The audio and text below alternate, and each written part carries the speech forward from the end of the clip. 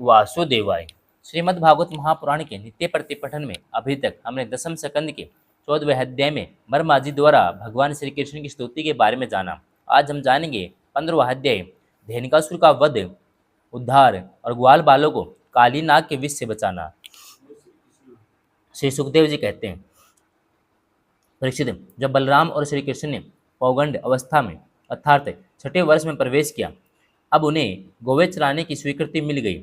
वे अपने सखा ग्वाल बालों के साथ गोवे चराते हुए वृंदावन में जाते और अपने चरणों से वृंदावन को अत्यंत पावन करते।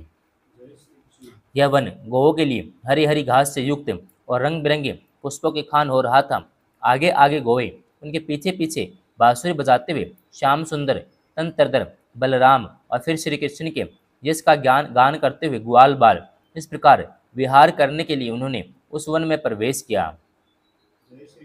उस वन में कहीं तो भौरे बड़ी मधुर गुंजार कर रहे थे, कहीं झुंड के झुंड हरिण चौकड़ी भर रहे थे, कहीं सुंदर सुंदर पक्षी चहक रहे थे।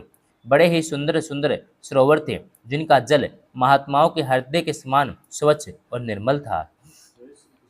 उनमें खिले हुए कमलों के सौरभ से सुवासित होकर शीतल मंद सुगंध वायु उस वन की सेवा कर रही थी। इतना मनोहर था कि वह वन की उसे देखकर भगवान ने मन ही मन उसमें विहार करने का संकल्प किया।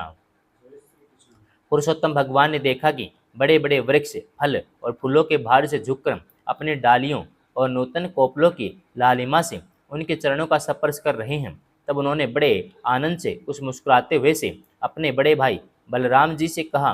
भगवान श्री कृष्ण ने कहा, देव शिरोमणे, यों तो बड़े बड़े देवता आपके चरण कमलों की पूजा करते हैं, परंतु देखिए तो ये वृक्ष भी आप अपनी डालियों से सुंदर पुष्प और फलों की सामग्री लेकर आपके चरण कमलों में झुक रहे हैं, नमस्कार कर रहे हैं।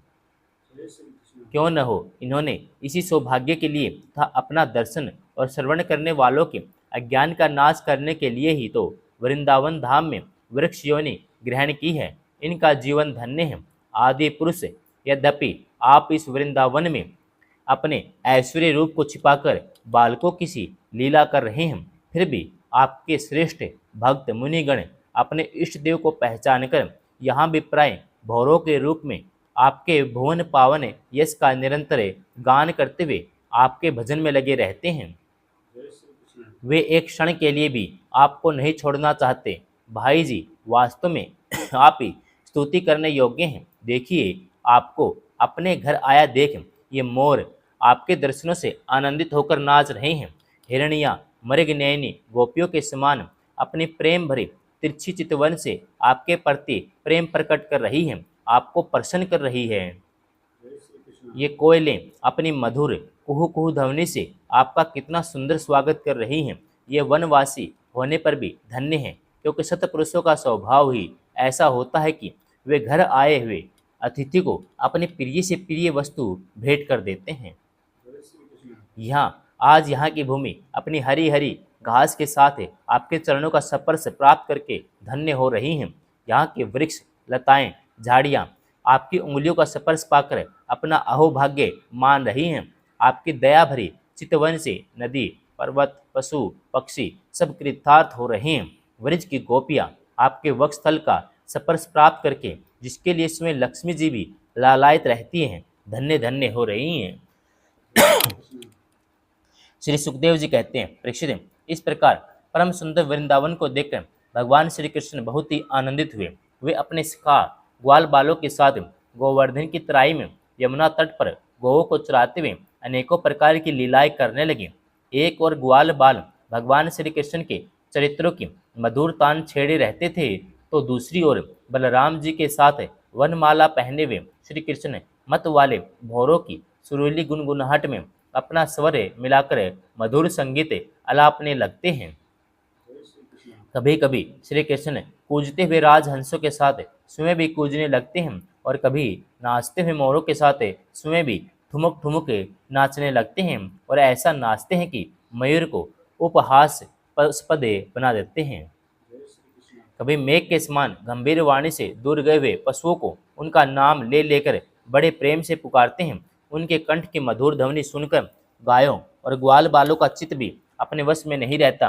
कभी चकोर, क्रौंच, क्राकुल, चकवा, भरदूल और मोर आदि पक्षियों की सी बोली बोलते तो कभी बाघ, सिंह आदि की गर्जना से डरे हुए जीवों के समान स्वयं भी भयभीत की सी लीला करते हैं। जब बलराम जी खेलते खेलते थक कर किसी ग्वाल बाल की गोद के तकिए पर सिर रखकर लेट जाते, तब श्री कृष्ण उनके पैर दबाने लगते, पंखा झलने लगते और इस प्रकार अपने बड़े भाई की थकावट दूर करते। जब ग्वाल बाल नाचने गाने लगते अथवा ताल ठोक ठोक कर एक दूसरे से कुश्ती लड़ने लगते, तब श्याम और राम दोनों भाई हाथ में हाथ डालकर खड़े हो जाते और हंस हंस कर वाह वाह करते। कभी कभी स्वयं श्री कृष्ण भी ग्वाल बालों के साथ कुश्ती लड़ते लड़ते थक जाते, किसी सुंदर वृक्ष के नीचे कोमल पल्लवों की सेज पर किसी ग्वाल बाल की गोद में सिर रखकर लेट जाते। परीक्षित, उसमें कोई कोई पुण्य के मूर्तिमान स्वरूप ग्वाल बाल महात्मा श्री कृष्ण के चरण दबाने लगते और दूसरे निष्पाप बालक उन्हें बड़े बड़े पत्तों या अंगोछियों से पंखा झलने लगते। किसी किसी के हृदय में प्रेम की धारा उमड़ आती तो वह धीरे धीरे उदार शिरोमणि परम मनस्वी श्री कृष्ण की लीलाओं के अनुरूप उसके मन को प्रिय लगने वाले मनोहर गीत गाने लगते। भगवान ने इस प्रकार अपनी योग माया से अपने ऐश्वर्यमय स्वरूप को छिपा रखा था।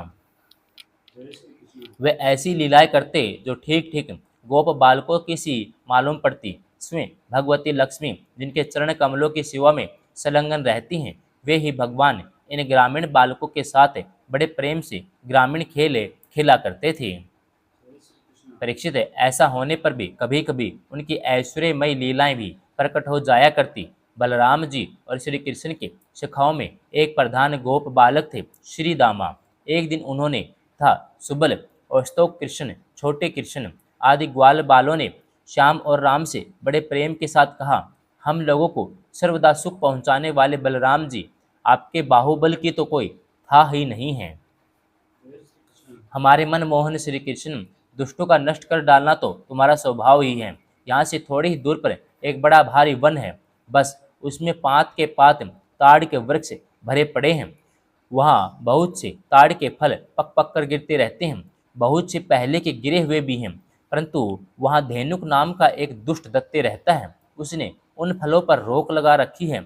बलराम और भैया श्री कृष्ण, वह दत्ते गधे के रूप में रहता है। वह स्वयं तो बड़ा बलवान है ही, उसके साथी और भी बहुत से उसी के समान बलवान दत्ते उसी रूप में रहते हैं। मेरे शत्रुघाती भैया उस दत्ते ने अब तक न जाने कितने मनुष्य खा डाले हैं। यही कारण है कि उसके डर के मारे मनुष्य उसका सेवन नहीं करते और पशु पक्षी भी उस जंगल में नहीं जाते। उसके फल हैं तो बड़े सुगंधित, परंतु हमने कभी नहीं खाए।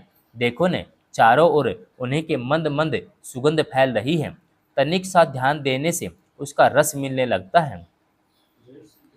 श्री कृष्ण, उनकी सुगंध से हमारा मन मोहित हो गया है, उन्हें पाने के लिए मचल रहा है। तुम हमें हमें वे फल अवश्य खिलाओ। दाऊ दादा, हमें उन फलों की बड़ी उत्कट अभिलाषा है, आपको रुचि तो वहाँ अवश्य चलिए। अपने सखा ग्वाल बालों की यह बात सुनकर भगवान श्री कृष्ण और बलराम जी दोनों हंसे और फिर उन्हें प्रसन्न करने के लिए उनके साथ ही ताल वन के लिए चल पड़े। उस वन में पहुंचकर बलराम जी ने अपनी बाहों से उस ताड़ के फलों पेड़ों को पकड़ लिया और मत वाले हाथी के बच्चे के समान उन्हें बड़े जोर से हिलाकर बहुत से फल नीचे गिरा दिए।